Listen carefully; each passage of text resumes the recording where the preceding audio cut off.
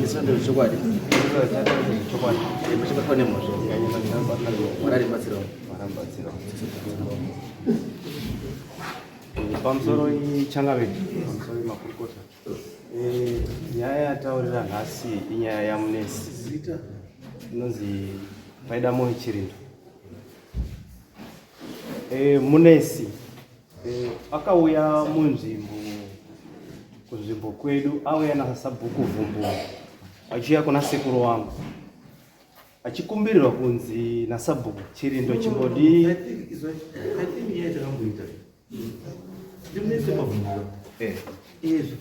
watakashaya wekutema kuva neBhemba angari papolice wanted list wekumarondera ndiyeka uri ngasunge muneza munezi ndiwe kutema Chirindo neBhemba ndiye ndakamutema. Yes, matema what happened after? Nyaya uyu mukomana uyu uri kuita zvekunyepa ari kunyepera imanga. Nyaya yakambotongwa 2006 kwamambo ikapiwa judgment.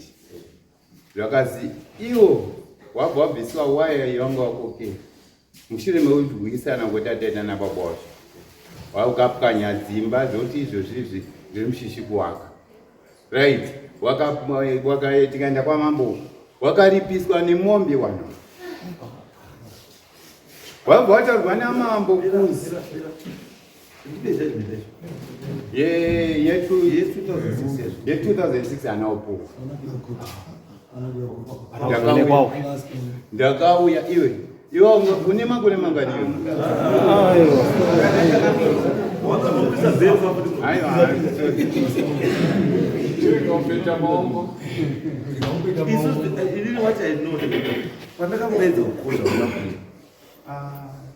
handina kuzvinzwa pandakakudaidza kukoti nyaya pandakadaidza last time hauna kuuya ndozvandosezvo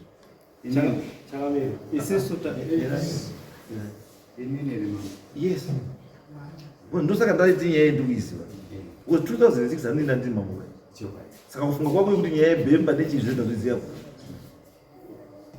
pane apo takamboya mukati mukambotitonga yanga iri yechiyo yanga iri yemunhu ikaitwa inspection ikaitwa inspection ka mukati painspection mawirana painspection tikatawirana then after mawirana ndobva zvachinja uyu akazouya izotaura nyaya yekuti kwazi ndiri pa100 nemapurisa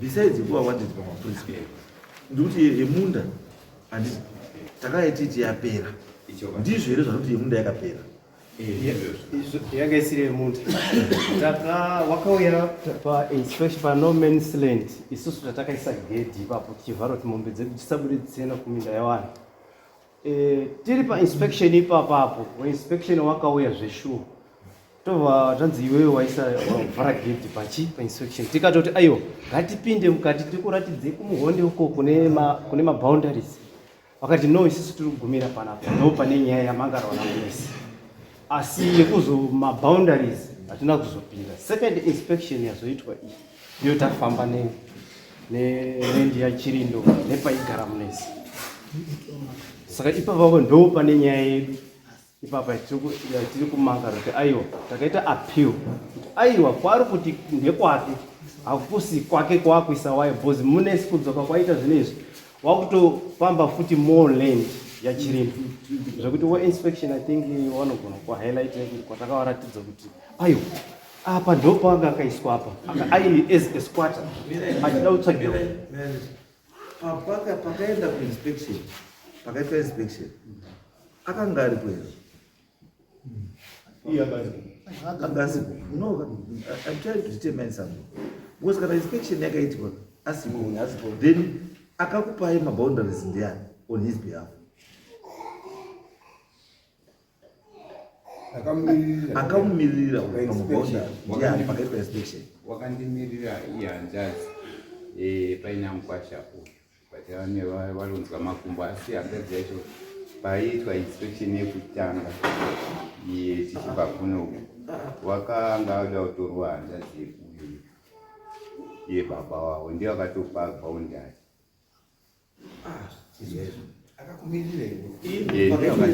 Pakaitwa inspection yechitu angakakumirira ndiani? Angakanimirira hanzvadzi yangu iri kupi hanzvadzi yacho? ine makumbo arikurwadza asi watumira murume wake anga ari kwei? murume wacho anga aripo uyo ari apo. Sumuka muure zvakaitwa painspection wakanga uri kwandiri? Zvakaitwa painspection wakanga uri kwei? nenge ndiripo. Wanga uri wakawirirana ile zvakaitwa ivo? Ndingati vanhu vakawirirana inini iwewe ndio wakapiwa power of atom namunezi kuti zvese zvauchataura iwe nezvauchaita zvavakufanana nekuzotaura munezi. Ndosaka ndikubvunza kuti munezi angakakumirira pakaita inspection ndiani? Ukati ndiwe. Ndikati zvakaitwa painspection handiti wakawirirana nazvo here? Ukati hongo. Ndizvo hongo. Saka chaakunetsa kana makawirirana zvakaitwa painspection, chaakunetsa izvozvi chii? mukwasha anozani moyana. Saka chaakunetsa ndochadauro chii? Kuti kana makawirirana ona kwanga uri painspection, saka izvozvizvi nyaya yakumuka yakubva papi futi mani? Pamusoro maMutasa tirangu nestudi chinhu chakunetsa pane zvinhu izvi mune tudi chirimo munesi wakakwaisa waya ende kufurikidza kwabvatura muyadhi medu kwabvatura nekupadho panzvimbo pangu patora pane mumango nepaimbogara sekuru wedu pane matombo pane mumango miri neDhemba. Ndiyo nyaya ende yanesa because iye manje wabvaisa waya continue kudini kufura bvatora futi muso makaita inspection vanhu vakatuma tete nemukwasha makawirirana here pamauda? musiwa wauya kutonga zvakaita separate days pakaita separate sapana kuwirana kwataka hakuna inspection inoitwa separate days. Inoitwa separate days.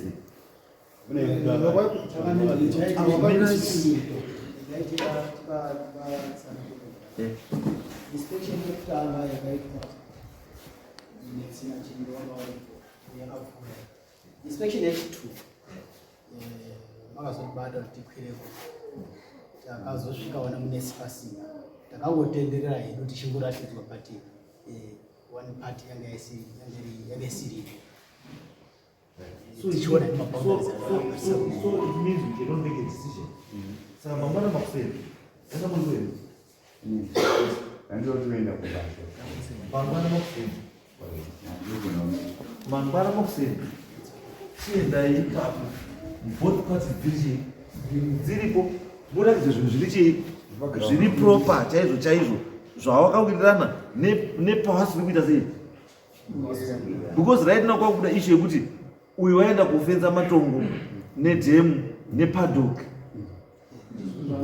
angamugona. Saka turi you need to know those things muchiona imimi kuti zveshuwa matongo here ichi then sabhuku maneighbors they should be there.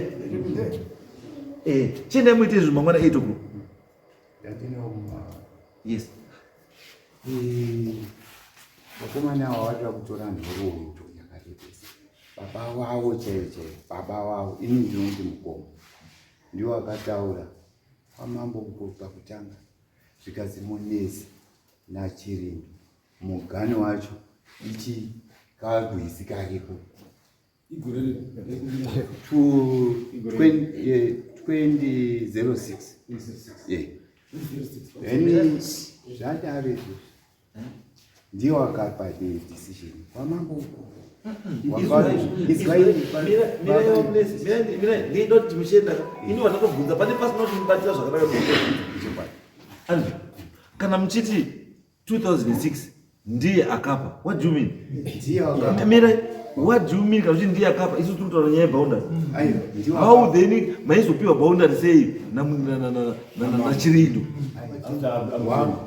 Mira, munoza ndikupota zvamutaura. Handisi kutaura zvamuzvinyowani.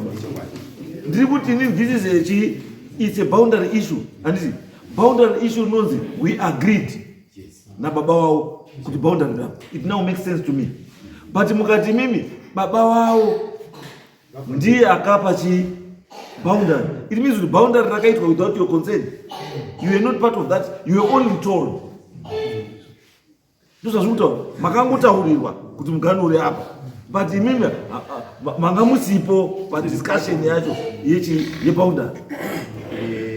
Ende kuti sei awazoita simba rekukutaurirai boundary kana anga asiri muridzi wenzvimbo. Yes.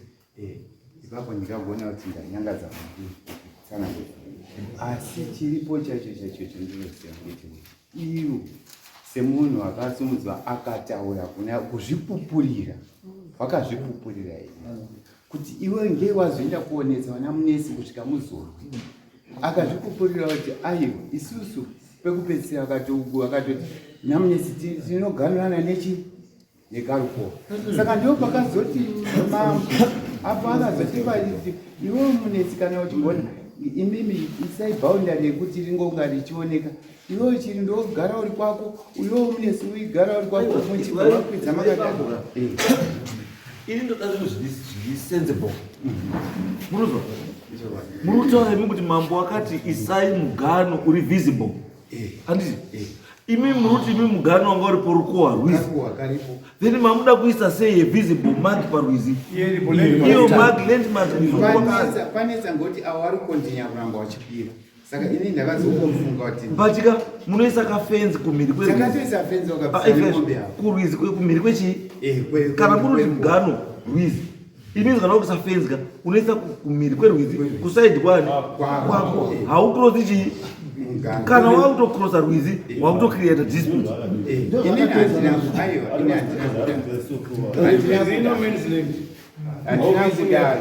Zvekuti izvozvi zvika ini hangu ndira kunyatsa kutaura pachena kumberi kwenyu mambo wakomana awa waruda zvekuita zvekurwa ndio pane iwe ndio watirwisa baba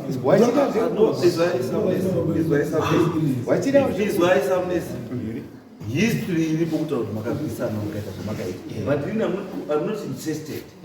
Is why I'm not interested kuteerera kuhistory iyo. Because kune criminal element involved, kune chii zvakawanda zvakaitika zvekuti tokwanisa kutaura kuti muchimboita zvecriminal tombosiya izvi boundary hakusina vawainye aiwa mira ndosaka ndati inini musaito ndifunyire zvinezvi andizvo ini ndangoti mangwana 8 o'clock ingai mese muri pai panzvimbo sabhuku aripo if possible kana naishe wacho aripo andizvo moenda kuratidzwa maboundary iwawo mamaita zvese mamaona zvese mamirira zvakaita handiti musi wesatani musi wechingani musi wesatani handiti you come back here ifeedback chete it's not a new case handiti this is not inenge isiri a new case ichi ireport back handiti zvatopera tobva tatoita decision pane apo natinokusimba but ikiki handisivatavanokuzvipapaa pane apo tanga ndakanyeperwa panapa kuti ndiri kutsvagwa kumapurisa iro ndati hazvinei nezvandikutaura bebaba kana ndadakutsvaga kumapurisa nokutsvaga kumapurisa tinombokutaurira kuti ndichekerei mudatabase kuti mune munhu here akadaidai akamboita nyaya yakati ndiripoti yotopiwa notopiwa nestatus quo yenyaya iyi takazoenda ukoko vafumura nyaya ndati ava havanditauriri pakuti iwo wakaita zvakati ukasungwa ini ndinongoenda ndonopiwa rekodi yekuwakasungwa ndiwe nomutaura status yekuti munhu uyu pakasungwa akadai akaripa akadai akapinda mujeri kwegore rakati 5 years akasevha akadai kana kuti munhu uyu paakatongwa akabva apiwa bail ndobva abvisikonda up to now uri palist 100%.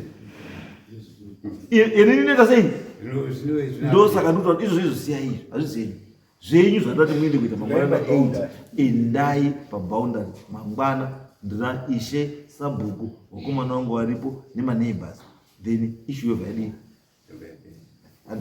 Next case.